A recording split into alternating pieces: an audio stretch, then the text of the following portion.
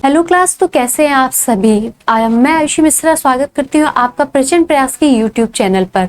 तो यहाँ पर अगर हम लोगों ने अभी अपने क्लासेस की बात करें तो हमने बहुत सारे छोटे छोटे वीडियो में यहाँ पर जानकारी ली है कि किस तरीके से यहाँ पर हम लोग जो है ज्योग्राफी से रिलेटेड, पॉलिटी से रिलेटेड, हिस्ट्री से रिलेटेड और भी जो टॉपिक है उन पर हम लोग क्या करेंगे, यहाँ पर बात करने वाले हैं। ठीक है, तो यहाँ पर हम लोग क्या देखेंगे, यहाँ पर हम लोग देखेंगे कि भारत का भौतिक स्वरूप क्या है। ठीक, यहाँ पर यानी कि भारत में जो भौतिक स्वरूप है वो कितने प्रकार के पाए जाते हैं। तो यहाँ पर आप मैप में देख रहे हैं, तो हम लोगों को पता है पहला क्या है, पहला हमारा उत्तरी पर्वतीय क्षेत्र, कितने भौतिक स्वरूप पाए जाते हैं भारत में। ठीक है,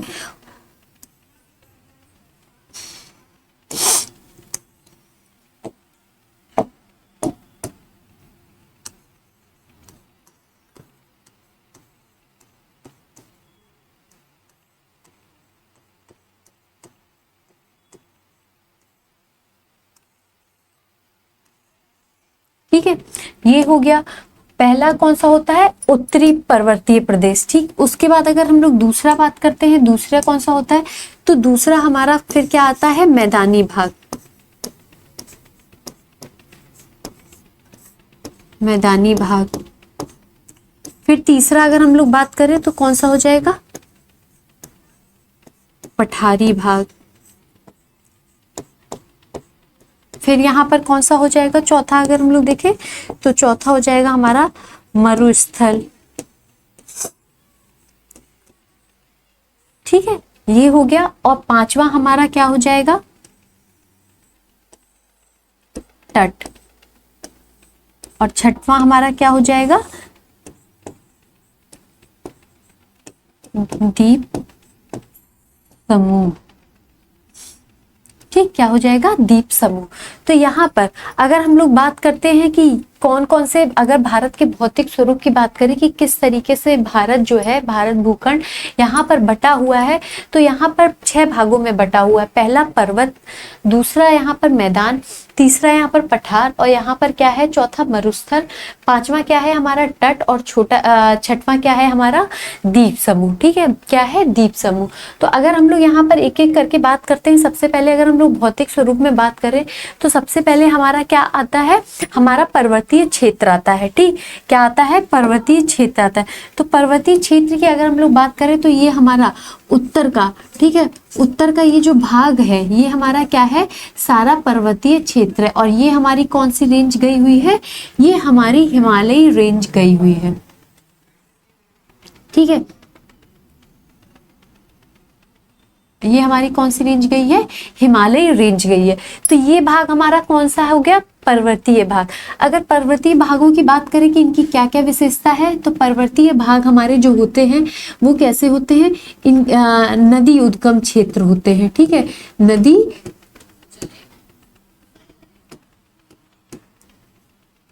उद्गम क्षेत्र होते हैं। ठीक है, नदी उद्गम क्षेत्र कहने का मतलब यहाँ से क्या होता है, यहाँ से सारी ही नदियां, जो हिमालयी नदियां हैं वो कहाँ पर, यहीं से ही निकलते हैं। और यहाँ क्या पाया जाता है, तो यहाँ पर ग्लेशियर पाया जाता है, ग्लेशियर पाया जाता है। और यहाँ पर क्या पाया जाता है, ताजा पानी। ठीक है, ताजे पानी के सोर्स पाए जाते हैं, क्योंकि भाई जहाँ ग्लेशियर होगी, बर्फ होगी, नदी का उद्गम क्षेत्र होगा, तो वहां पर क्या पाया जाएगा, ताजे पानी के स्रोत पाए जाएंगे।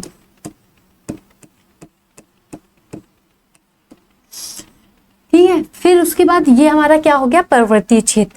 फिर उसके बाद हम लोग यहाँ पर कौन सा देखेंगे, मैदानी भाग। ठीक है, ये हम लोग कौन सा देखेंगे, मैदानी भाग। तो अगर मैदानी भाग की बात करें तो ये हमारा कौन सा हो जाएगा, ये मैदानी भाग हो जाएगा। पर्वतीय भाग के बाद तुरंत हमारा कौन सा हो जाएगा, मैदानी भाग। अगर मैदानी भाग की विशेषता की बात करें तो ये क्या है, ये कृषि योग्य होता है सबसे पहला, कृषि योग।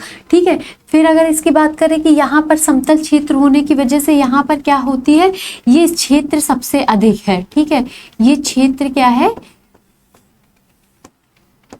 सबसे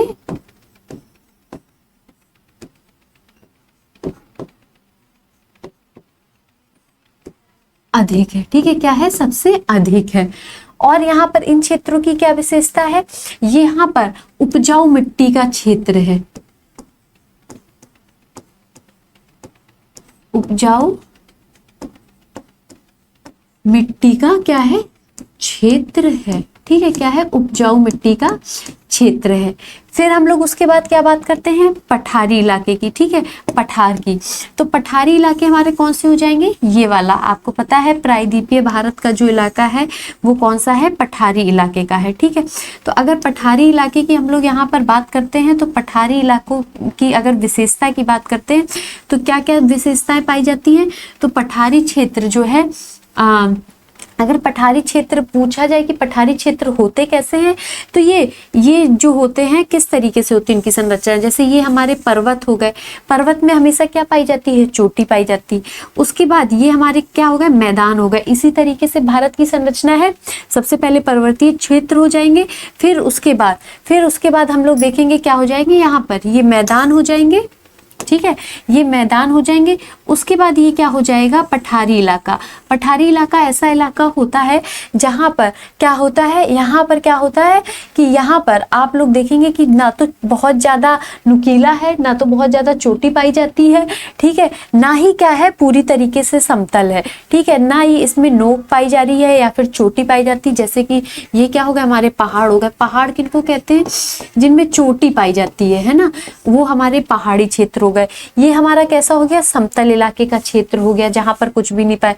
उसके बाद यहाँ पर हम लोग ये देखेंगे तो ये क्या है, ना तो इसमें चोटी है, ना ही ये पूरी तरीके से क्या है, हमारा समतल है। इस ऐसे ही इलाके को हम लोग क्या बोलते हैं, पठार बोलते हैं। ठीक है, क्या बोलते हैं, मेजनुमा आकृति जो होती है कि किनारे से बैठा हुआ ऊपर से उठ के समतल हो गया है। ठीक है, तो ये हमारे पठारी इलाके जो होते हैं किससे समृद्ध होते हैं, खनिज से। ठीक है, खनिज से जो है ये क्या होते हैं, समृद्ध होते हैं। खनिज में जैसे कि हमारा सबसे ज्यादा जो पाया जाता है वो क्या होता है, कोयला। ठीक है, कोयला हो गया, और भी लौह अयस्क हो गए। ठीक है, कोयला की जो सबसे ज्यादा खदानें वो यहाँ पर पाई जाती है, लौह अयस्क के। तो जितने भी हमारे क्या होंगे, खनिज से संबंधित हमारे क्या होंगे, जो भी चीजें पाई जाएंगी वो कहाँ पर पाई जाएंगी, वो हमारे पठारी इलाकों पे पाई जाएंगी। अब पठारी इलाकों के बाद हम लोग बात कर लेते हैं किसकी, तो हम लोग बात कर लेते हैं यहाँ पर मरुस्थल की। ठीक है, क्या, मरुस्थल की। तो मरुस्थल किस इलाके में पाया जाता है, इस इलाके में पाया जाता है ना, ये गुजरात, राजस्थान और थोड़ा सा गुजरात के बाद। तो यहाँ पर अगर बात करें कि मरुस्थल किसे कहते हैं, तो जहां पर क्या होता है, 25 सेंटीमीटर से, ठीक है, 25 सेंटीमीटर से कम वर्षा होती है।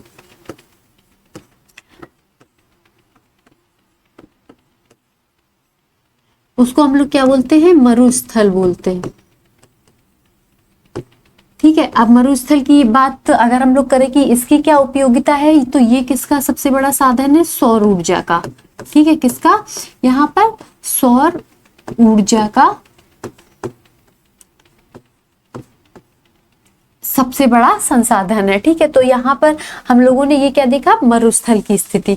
अब क्या बचता है हमारा, अब हमारे बचते हैं द्वीप, यानी कि तटीय द्वीप। अब तटीय द्वीप क्या होते हैं, ये जो प्रायद्वीपीय भारत के किनारे किनारे और समुद्र से पहले जो तट पाए जाते हैं। ठीक है, ये हमारे क्या कहलाते हैं, ये हमारे द्वीपीय इलाके कहलाते हैं। ठीक है, कैसे इलाके कहलाते हैं, ये हमारे द्वीपीय इलाके कहलाते हैं। ठीक है, तो अगर इनकी बात करते हैं हम लोग, अगर द्वीपीय इलाके की बात करें हम लोग, तो ये हमारे कैसे इलाके होते हैं, ये हमारे समृद्ध होते हैं किससे, पेट्रोल आदि से। ठीक है, पेट्रोल, और हमारा क्या हो जाएगा, नेचुरल गैस, सीएनजी, है ना। ये सारी ऐसी जो चीजें होती हैं जो कि यहाँ पर हमारे समुद्री इलाकों की क्या पाई जाती है, किनारे पाई जाती हैं। ठीक, अंत में क्या बच रहा है, अब आपको अगर समुद्री तटीय क्षेत्र पूछा जाए तो आप बता सकते हैं ना कि समुद्र के जो किनारे के क्षेत्र होते हैं वो कौन से होते हैं, हमारे तटीय क्षेत्र होते हैं। ये यहाँ पर ये देखिए गुजरात से शुरू हो रहा है। ठीक है, यहाँ से देखिए ये गुजरात से ये पूरा प्रायद्वीपीय भारत के किनारे किनारे का जो भाग है ये हमारा कौन सा हो जाता है, तो ये हमारा हो जाता है तट वाला इलाका। ठीक है, तट वाला इलाका। यहाँ पर पेट्रोल आदि की क्या है, समृद्ध है ये सब इलाके। फिर अगर हम लोग बात करें यहाँ पर, तो ये क्या हो जाएंगे, ये हमारे हो जाएंगे द्वीप समूह। ठीक है, ये आप क्या हो जाएंगे, भारत में जो छोटे छोटे से आप देख रहे होंगे ऐसे एक साथ सारे जो स्ट्रक्चर दिखते हैं, ये क्या हो जाते हैं, ये हमारे द्वीप समूह हो जाते हैं। ये अंडमान निकोबार 2 द्वीप समूह है। ठीक है, ये क्या हो जाएगा, अंडमान, और ये हमारा क्या हो जाएगा, लक्षद्वीप। ठीक है,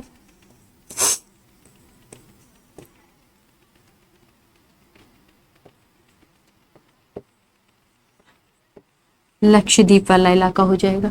ठीक, तो यहाँ पर हम लोगों ने क्या देखा कि जो स्थिति है भारत में अलग अलग किसकी भौतिक स्वरूपों की, उसमें हम लोगों ने सबसे पहले पर्वत देखा जो कि नदी उद्गम क्षेत्र, ग्लेशियर के लिए और ताजे पानी के स्रोत के लिए है। ठीक है, और पर्वत क्या होते हैं, पर्वत ऐसी आकृति होती है जिनके ऊपर क्या पाई जाती है, चोटी पाई जाती। ठीक, उसके बाद समतल क्षेत्र में आते हैं, तो समतल क्षेत्र जो होता है वो कैसा होता है, कुछ इस तरीके से होता है। ठीक है, प्लेन एरिया जिसको कहते हैं, ये क्या होता है, उपजाऊ मिट्टी का क्षेत्र होता है, क्योंकि नदियां जितनी भी आती है यहीं से ही होते हुए तो अच्छी पर्वतीय मिट्टी को भी यहाँ पर इकट्ठा करती है। ठीक है, इसलिए ये कृषि योग्य होता है और ये क्षेत्र जो है भारत में सबसे अधिक है। प्रायद्वीपीय पठार की अगर हम लोग बात करें तो ये क्या होंगे, प्रायद्वीपीय पठार की स्थिति यहाँ पाई जाती है, मैप में आप देख रहे हैं। तो ये खनिज और कोयला, लौह अयस्क जैसे जितने भी चीजें होती है उसके लिए क्या है, समृद्ध होते हैं। फिर यहाँ पर ये क्या हो जाएंगे, हमारे तटीय क्षेत्र जो कि पठार के किनारे हैं, ये पेट्रोल या फिर सीएनजी आदि जैसे चीजों के लिए होते हैं। फिर ये क्या है, ये हमारे राजस्थान का एरिया है जो कि कहाँ, जो अगर रेगिस्तान की बात करें तो किसको कहते हैं, जिनमें 25 सेंटीमीटर से क्या होती है, कम वर्षा होती है, वो क्षेत्र हमारे क्या कहलाते हैं, हमारे मरुस्थल कहलाते हैं। और ये किसका स्रोत है, सौर ऊर्जा का सबसे बड़ा स्रोत है। ठीक है, तो यहाँ पर अंडमान निकोबार पाया जाएगा, ये क्या पाया जाएगा, लक्षद्वीप। तो आप लोगों ने यहाँ पर जो 6 स्थिति है भारत में देख ली है कि किस तरीके से मैप के थ्रू आप यहाँ पर जान सकते हैं। ठीक है, तो एक बहुत अच्छा ऑफर है आपके लिए कि अब यूपी में पहली बार हिंदी माध्यम की जो बोर्ड परीक्षा है उनकी पूरी तैयारी के लिए ऑनलाइन माध्यम अब आ चुका है प्रचंड प्रयास की तरफ से। अब आप प्रचंड प्रयास का लर्निंग ऐप जो है वो डाउनलोड करिए और डाउनलोड करके इन नंबरों पे अगर आपकी कोई पूछ है या फिर आप किसी भी क्वेरी से रिलेटेड कोई भी बात करना चाहते हैं तो इन नंबर पर क्या करें, यहाँ पर आप संपर्क करें और प्रचंड प्रयास का official app, learning app download करें। एक खबर और है कि अगर आप इसमें बहुत अच्छा ऑफर चल रहा है कि अगर आप अभी प्रचंड प्रयास का एप्लीकेशन या फिर ऐप डाउनलोड करते हैं तो अभी आप कोई भी कोर्स खरीदते हैं, ठीक है, अगर सभी तरीके के कोर्स में कितने प्रतिशत का ऑफ है, 50% का। ठीक है, यानी कि हाफ रेट में आप लोगों को यहाँ पर क्या मिल रहा है, प्रचंड प्रयास के द्वारा कोर्स में 50% की छूट मिल रही है। तो जल्दी से आप सभी लोग यहाँ पर क्या करेंगे, यहाँ पर आप जल्दी से प्रचंड प्रयास ऑफिशियल ऐप डाउनलोड करिए, यूट्यूब चैनल देखिए और साथ ही साथ यहाँ पर कोर्स को परचेज करिए। अब हिंदी माध्यम में पूरी तैयारी होगी, वो भी 50% ऑफ के साथ। ठीक है, तो सभी लोग डाउनलोड करिएगा प्रचंड प्रयास। तो हम लोगों ने जो स्थिति थी इस तरीके से थी, देखिए इसी तरीके से देखा था कि ये हमारा पर्वतीय क्षेत्र है, यहाँ तक चला आया है। उसके बाद विशाल मैदान, ये मरुस्थल, ये दक्षिण का पठार और ये हमारे क्या है, तटीय क्षेत्र है। ठीक है, और द्वीप समूह हम लोगों ने यहाँ पर देख लिए। तो अब इनकी क्या क्या महत्वपूर्ण है, हर भौतिक स्वरूप जो है भारत का, ठीक है, चाहे फिर वो मैदान हो, चाहे पर्वत हो, चाहे मरुस्थल क्यों ना हो, मरुस्थल भी आप देख रहे हैं सौर ऊर्जा का कितना बड़ा संसाधन है। और वही यहाँ तटीय क्षेत्र से लेके पठार तक के जितने भी क्षेत्र हैं, ठीक है, वो क्या होते हैं, महत्वपूर्ण यहाँ पर होते हैं। ठीक है, क्या होते हैं, महत्वपूर्ण होते हैं सभी उपयोगिता से। तो आगे इसी क्रम को हम लोग आगे बढ़ाएंगे। ठीक, तब तक चैनल को सब्सक्राइब करिएगा, लाइक कीजिएगा, शेयर कीजिएगा। Thank you so much.